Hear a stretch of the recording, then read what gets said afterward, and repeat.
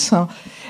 En introduction, je vous propose d'écouter Monsieur Pascal Lagarde, qui nous a fait vraiment l'immense plaisir d'être là aujourd'hui pour montrer que le handicap et l'investissement, ça a du sens pour la BPI. Il y a beaucoup de belles choses à faire ensemble, il y a aussi beaucoup de problématiques. C'est ce qu'on va voir tout à l'heure. On sait aussi que les financements, on ne va pas tout régler en 1 heure. Mais en revanche, l'intérêt pour nous, c'était d'aborder quelques sujets clés dont on pense qu'il faut que tous les entrepreneurs qui se lancent dans le handicap aient ces idées à l'esprit pour démarrer et puis se développer au mieux. Donc, Monsieur Lagarde, déjà, je vous passe la parole. Merci beaucoup. Merci beaucoup à tous et à toutes d'être ici pour ce petit séminaire, je dirais, disons un petit séminaire, sur un sujet qui est totalement crucial, hein, ça c'est clair. D'abord, peut-être quelques mots sur BPI France et Antitech Trophy, puisqu'on est partenaires depuis le début, en fait, hein, et on a beaucoup travaillé ensemble, on a fait énormément on a fait toutes les éditions. Ouais, toutes les éditions, je crois. Pourquoi ? Pour une raison extrêmement simple. On est au cœur des préoccupations et du croisement de deux grands axes de BPI France. Hein, d'une part, l'innovation et d'autre part, l'impact social, l'impact de façon générale, le développement durable, etc. Donc, c'est quand même quelque chose de très fort. Et puis, il y a une vraie logique, hein, qui est l'accessibilité rendue possible grâce à la technologie. Donc ça, c'est quelque chose qui nous tient bien à cœur.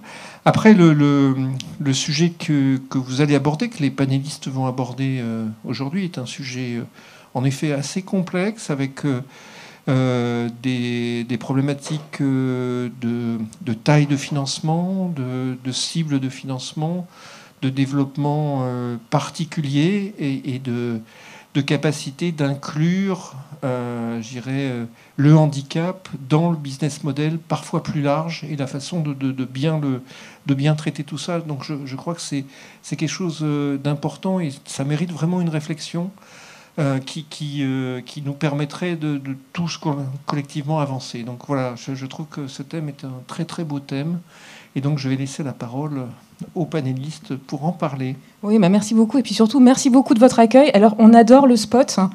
Donc, si pour les années à venir, on pouvait, l'avoir sur la journée, vous nous le réservez, tranquille, on est bien là tous. Mais vraiment, merci beaucoup pour votre accueil. Merci de nous faire une place. Donc, je propose aux différents intervenants de me rejoindre.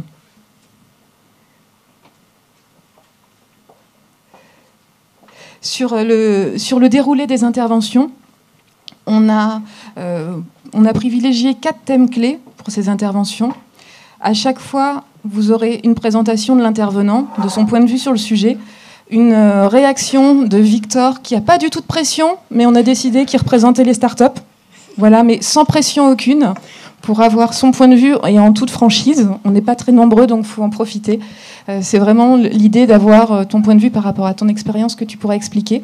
Ensuite, un temps d'échange, de questions-réponses éventuellement avec le public, et puis un petit temps à la fin où les interventions seront terminées, mais que vous aurez l'occasion de discuter les uns avec les autres. Et j'ai vu que ça avait commencé avant, donc ça, c'est plutôt déjà sympa pour démarrer. Et on va rentrer dans le vif du sujet directement avec Anne-Claude. Donc il faut savoir que j'ai demandé à chacun des intervenants avant quel est le sujet clé dont tu veux parler, où tu te dis il faut absolument que les entrepreneurs soient au courant de cette question-là, qu'elle ait été abordée. Et l'introduction de M. Lagarde donnait bien certains des éléments clés qu'on va voir ici, notamment la complexité du sujet, le fait qu'il va falloir identifier les bons partenaires. Et Anne-Claude me disait, je vais parler de roadmap. Donc vas-y, c'est le road movie handicap. C'est à toi. Bonjour à tous. Donc je représente le CoWorkIt, qui est le centre d'innovation sur le handicap, qui accompagne justement les porteurs de projets dans leur développement de produits innovants, de l'idée au marché. Donc effectivement, alors déjà, je trouve que le sujet du handicap, c'est un sujet passionnant parce que quelque part, même en termes de spécificité, c'est quand même un marché. Quand on regarde la santé, elle est partie d'un marché de masse pour se préoccuper de la médecine personnalisée, et le handicap, c'est complètement l'inverse. Depuis toujours, on part d'un besoin singulier et on essaye d'en faire après un développement plus large qui sert à un plus grand nombre de la population. Donc je trouve ça vraiment très, très, très chouette. Alors sur effectivement les quelques sujets que je voulais mettre sur la table, c'est effectivement l'importance de bien réfléchir quand on a un projet innovant à la roadmap produit. Donc, c'est-à-dire toutes les étapes qu'on va devoir mener pour développer son produit. Alors, c'est bien sûr des choses classiques, le prototypage, mais c'est aussi tous les tests réglementaires, les tests d'usage, la partie industrialisation. Et tout ça, ça s'anticipe bien dès le départ parce que il faut effectivement, en fonction du choix qu'on a fait, avoir le bon dialogue avec l'investisseur pour bien convaincre. Alors, si je donne l'exemple peut-être d'une solution qui serait développé dans le monde du handicap, qui pourrait être dispositif médical ou pas. Donc, au départ, on peut avoir la stratégie de dire on va commencer à ne pas revendiquer un volet santé et ne pas être un dispositif médical. Ça sera plus rapide d'aller sur le marché, mais pour autant, ça va peut-être pas avoir le même impact. Si on décide au contraire d'être dispositif médical, il y a des contraintes, il y a des études. On peut même aller parfois jusqu'à des études qui vont jusqu'au remboursement. Donc là, c'est une autre approche avec l'investisseur où on va leur dire on a besoin de plus de financement, mais quelque part, on ouvre un marché qui est différent puisqu'il sera plus européen de fait. Donc il y a une méthode que nous, on propose d'avoir en tête, c'est la méthode du Concept Maturity Level, le CML. Je pense que vous connaissez tous la démarche un peu TRL qui est basée sur les technos et la maturité des technos. Et nous, alors c'est une technique, la méthode CML, qui vient du monde de la NASA. Simplement, est-ce que tu peux développer les acronymes, pour le public, oui, c'est vrai, et deuxièmement, parce qu'on a une retranscription en direct, et pour les personnes qui sont à l'écoute, oui, ok. Sinon ça ne va rien leur dire. Merci. Donc cette méthodologie, elle vise à avancer trois volets parallèles, la technique, le besoin et la programmatique. C'est-à-dire que quand on veut avancer dans la maturité, il faut qu'effectivement notre technologie, elle avance, mais aussi qu'en même temps, on se soit bien préoccupé de est-ce qu'on répond bien aux besoins à tous les niveaux. Et le troisième volet, c'est ce qu'on appelle la programmatique, c'est pour y arriver, comment on s'organise, qu'est-ce qu'on met, c'est quoi les étapes, qui on doit mettre comme partenaire autour de la table. Et on trouve que c'est une façon, alors nous on a ce langage-là entre nous et les entreprises qu'on accompagne, et avec les investisseurs ça pourrait être une bonne méthode. On s'engage ensemble, on est à tel niveau de maturité et on veut aller là ensemble et on a besoin de ce financement-là. Peut-être un deuxième petit point, tu me dis si je suis trop longue, ça va, c'est aussi sur l'accès au marché, donc bien aussi réfléchir à l'accès au marché. Est-ce qu'on vise finalement, on peut être soit B2C, donc aller vraiment vers le marché directement de la personne. Donc là, comment on vise les choses? Est-ce qu'on vise un remboursement ou pas? Est-ce qu'on vise, au contraire, que ce soit plus payé par la personne avec sa prestation de compensation du handicap? Ça ne va pas être la même approche. Et là aussi, c'est des choix qu'on doit faire qui sont importants. Et si on est plutôt là en B2B, comment on co-développe comment on développe la solution? Est-ce qu'on est une brique techno et qu'on a besoin d'un partenaire qui va lui mettre sur le marché? Ou est-ce qu'on co-développe ensemble avec toutes les questions de propriété intellectuelle? Donc ce sont des sujets qu'on doit vraiment anticiper dès le départ.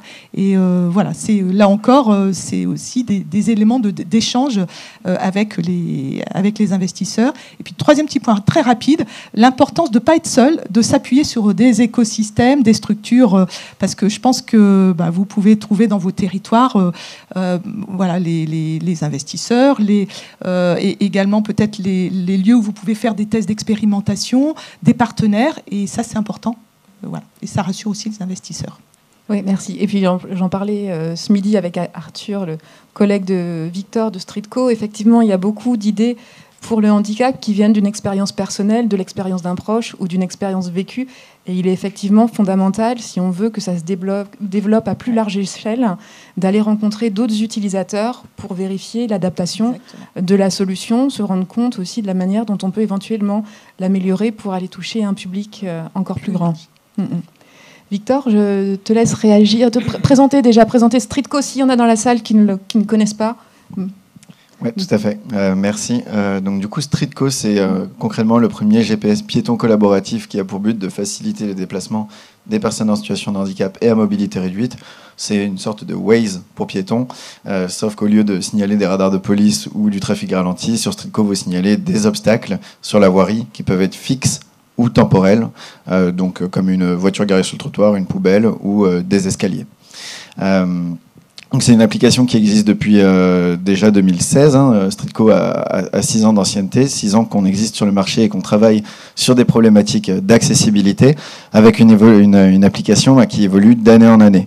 Qui évolue, pourquoi ? Parce que nous, on a réussi à bien s'entourer, que ce soit pour développer l'application. On fait beaucoup de tests d'utilisateurs. Pour créer Streetco, on est allé voir beaucoup d'associations, beaucoup de personnes en fait, qui sont en situation de handicap et qui vivent justement cette situation et ces problèmes d'accessibilité au quotidien. Et en termes de financement également, via des concours, via plusieurs moyens, on a réussi également à être accompagné par des mécènes en fait, des personnes qui nous aident à développer l'application au quotidien, qui nous aident à avancer pour faire en sorte que l'application réponde un maximum aux besoins de nos utilisateurs. Merci. Et effectivement, pour moi, c'était très intéressant. Il y a quelques mois avant cet été, tout d'un coup, j'ai vu une annonce sur LinkedIn où Streetco recherchait des testeurs pour bêta-tester les nouvelles applications, voir ce qu'on en pensait. Je me suis dit, tiens, comme ils sont adhérents et que je les connais, mais que je les connais comme ça, théoriquement, je vais aller faire les tests pour voir ce que c'est qu'un test utilisateur, comment ça se passe. Mais j'ai trouvé que l'idée était vraiment très intéressante d'ouvrir largement, pas juste à son public, mais plus largement pour voir les retours que les personnes peuvent faire. Et en plus, les adhérents vont avoir droit à un retour d'expérience sur la façon dont ça s'est passé et les bonnes pratiques. Donc bravo. Et puis vraiment, je suis très intéressée de voir ce que les autres vont pouvoir en retirer et comment on fait vivre aussi une communauté utilisateur. Merci à toi pour ta participation et on a hâte de présenter tout ça. Ça marche. Et donc on a bien vu qu'il y avait différents types d'investissements qui étaient possibles. On ne pouvait pas voir tout ce qui est possible aujourd'hui. On s'est un peu centré sur les fonds d'investissement. Donc je vais passer la main à Camille pour que tu nous expliques.